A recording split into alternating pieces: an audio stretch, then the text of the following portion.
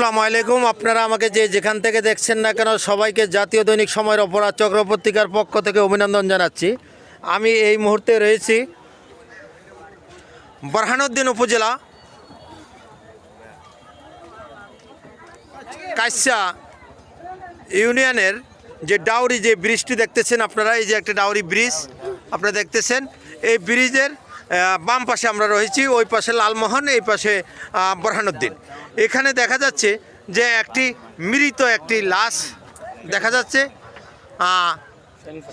Pan পরা অবস্থা রয়েছে, একটি পুরুষের লাশ হবে এটা, যেহেতু দেখা যাচ্ছে প্যান পরা পাওটা আপনারা দেখতেছেন।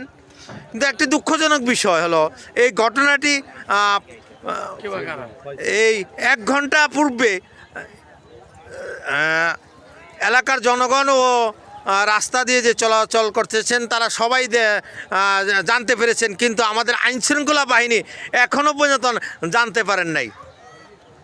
আর জানবেন নেই বা কীভাবে, কারণ এখানে রয়েছে ওই পাশে লালমোহন, এই পাশে বোরহানউদ্দিন, অর্থাৎ ও বলবে যে লাশ এটা আমার না, ও বলবে যে ওর না। আর যদি এখানে যদি একটা যদি আপনাদের কই একটা কিছু যদি থাকতো, অর্থাৎ লাভজনক যদি কিছু থাকতো, তাইলে এ বলতো যে এর লাশ, ও বলতো যে ওর লাশ। তাই উক্ত বিষয়টি আমি ভোলা জেলা প্রশাসকের দৃষ্টি আকর্ষণ করছি, অবিলম্বে আইনশৃঙ্খলা বাহিনী উক্ত স্থানে প্রেরণ করে এই মুহূর্তে এই লাশটিকে নিয়ে যাওয়ার জন্য এবং লাশটিকে শনাক্ত করার জন্য।